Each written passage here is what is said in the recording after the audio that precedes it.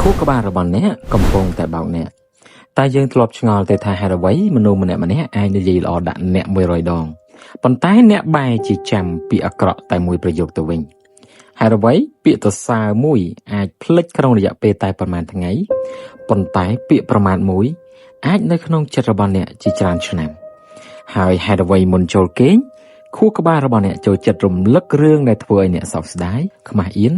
ជាជាងរំលឹកដែលរឿងល្អៗអនុស្សាវរីយ៍ល្អៗជាដើមមនុស្សជាច្រើនគិតថាពួកគេគិតអវិជ្ជមានពេកឬខ្លួនឯងខ្សោយពេកប៉ុន្តែតាមសៀវភៅចិត្តវិទ្យាការចងចាំរឿងអាក្រក់បានយូរមិនមែនជាសញ្ញាថាអ្នកខ្សោយទេឬក៏អ្នកអវិជ្ជមានទេ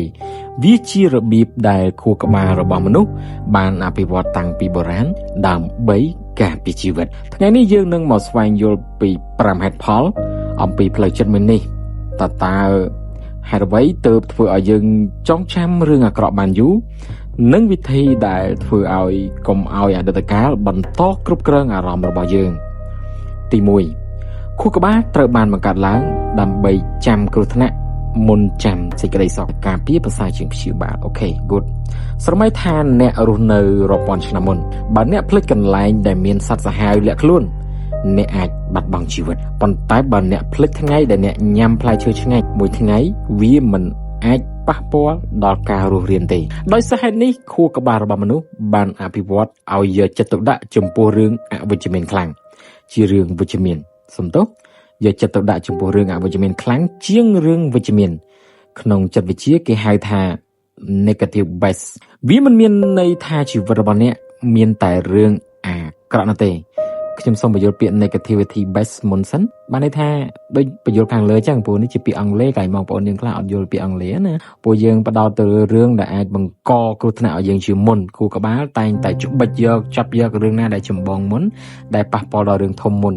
អញ្ចឹងខួរក្បាលយើងគឺល្អហើយប៉ុន្តែបើសិនជាការរស់រានជាមួយខួរក្បាលយើងនាំខួរក្បាលយើងមិនខ្វល់រឿងធំមុនទៅធ្វើតែរឿងតូចៗអត់ប្រយោជន៍វានឹងបំផ្លាញខ្លួនឯងតើអ្នកគ្នាអាចគិតស្វែងយល់បន្ថែមណាវាមិនមានន័យថាជីវិតរបស់យើងមានតែរឿងអាក្រក់នោះទេវាមានន័យថាខួរក្បាលផ្ដល់អត្ថប្រយោជន៍ដល់ព័ត៌មានដែលវាគិតថាអាចជួយពួកយើងនេះជៀសវាងគ្រោះថ្នាក់នៅពេលអនាគតនោះហើយជាមូលហេតុនៃការរិះគន់មួយប្រយោគអាចមានឥទ្ធិពលខ្លាំងជាងការសរសើររាប់សិបប្រយោគទី2អារម្មណ៍កាន់តែខ្លាំង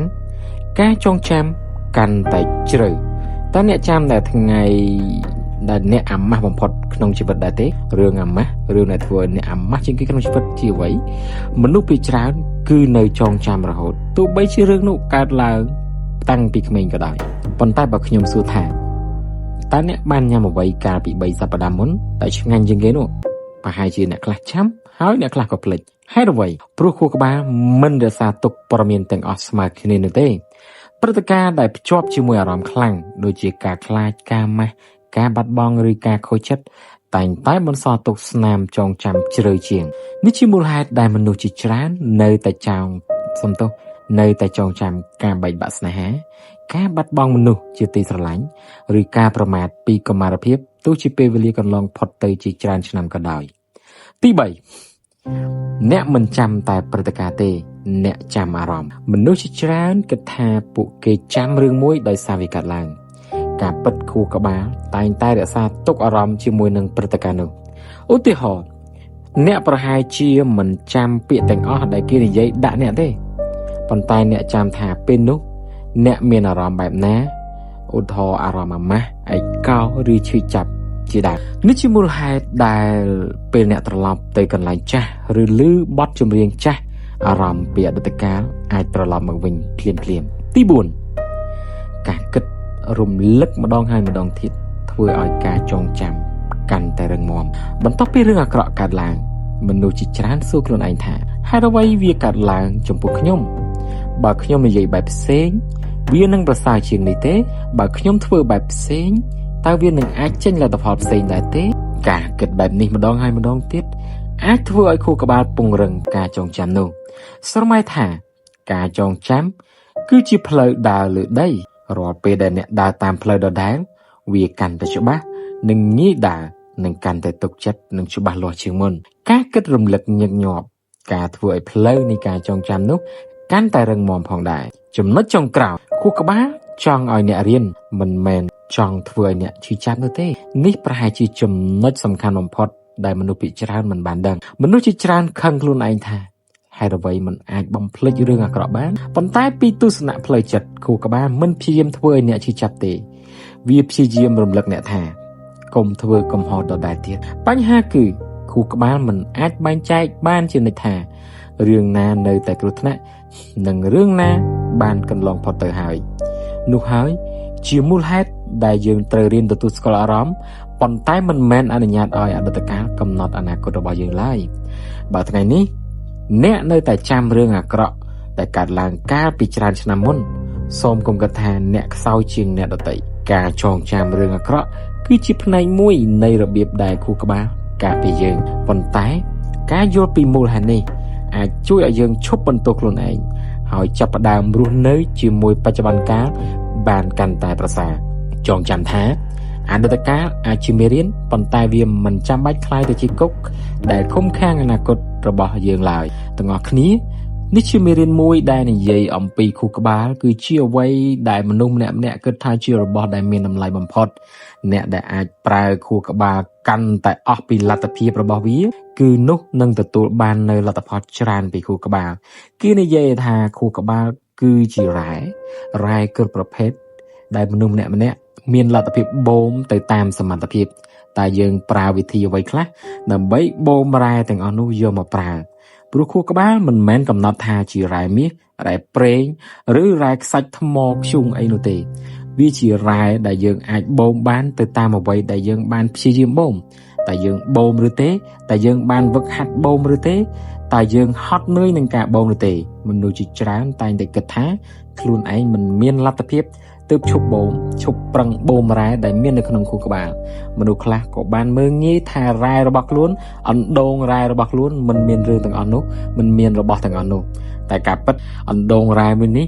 គឺមានប្រភពរ៉ែគ្រប់ប្រភេទគ្រប់គ្នាសូមនិយាយសម្រាប់មនុស្សដែលមិនមានបញ្ហាខួរក្បាលជាមនុស្សដែលនិយាយដឹងខុសត្រូវយើងអាចយកមនុស្សដែលគាត់កើតមកដែលហៅថាទឹកកន្លះក្អមគាត់និយាយស្ដីមិនដឹងខុសត្រូវផងយើងយកមកប្រៀបធៀបនឹងយើងដែរអត់ទេយើងមកទីនេះគឺរៀនគឺយើងមិនមែនបែងជើងគ្នានិយាយយកចាញ់នេះទេទាំងអស់គ្នាអាចយល់ហេតុយល់ផលខ្លីរយៈបានន័យថាសុទ្ធតែជាខួរក្បាលល្អដែលមានរ៉ែល្អនៅទីនោះទាំងអស់ដូច្នេះយើងរៀនថ្ងៃនេះដើម្បីជាប្រយោជន៍ថ្ងៃក្រោយបើថ្ងៃនេះមិនទាន់មានប្រយោជន៍ថ្ងៃក្រោយនឹងមានប្រយោជន៍ពាក្យនេះទាំងអស់គ្នាក៏ធ្លាប់ឮដូចគ្នាដូច្នេះហើយការប្រើប្រាស់ខួរក្បាលអស់ពីលទ្ធភាពរបស់វាចម្រាញ់ពីលទ្ធភាពរបស់ខួរក្បាលនោះគឺជាអ្វីដែលអ្នកទាំងអស់គ្នាត្រូវធ្វើឧទាហរណ៍ខ្លីៗងាយអ្នកទាំងអស់គ្នាមិនបានចេះភាសាចិននោះទេសួរថាយើងបានរៀនភាសាចិនឬអត់គឺអត់ទេចុះបើអ្នកទាំងអស់គ្នារៀនតើអ្នកចេះទេចេះយូរនឹងឆាប់វាអាស្រ័យទៅលើការប្រឹងរៀនឬក៏អត់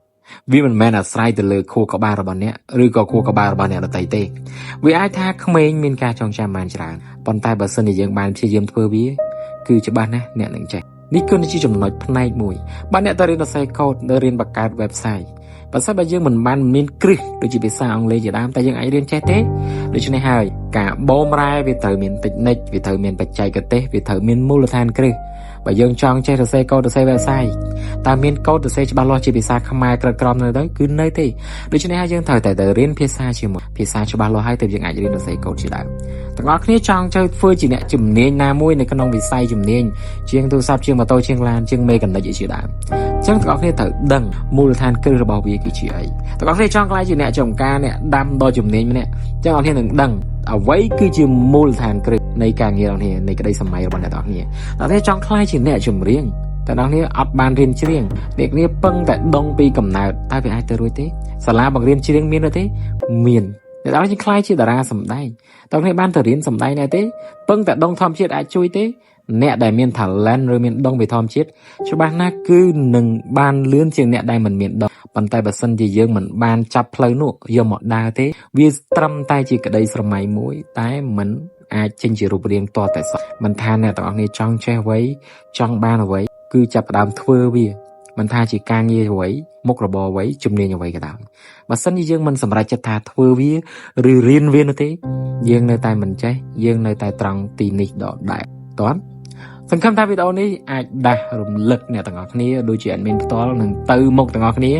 រីកចម្រើនទាំងអស់គ្នាជោគជ័យទាំងអស់គ្នាណាជោគជ័យក៏ជោគជ័យកុំភ្លេចថែរក្សាសុខភាពទំនាក់ទំនងល្អៗជុំវិញទាំងអស់គ្នាផងណាអរគុណច្រើនជូនពរសុខសប្បាយចិត្តទាំងអស់គ្នាបាយបាយ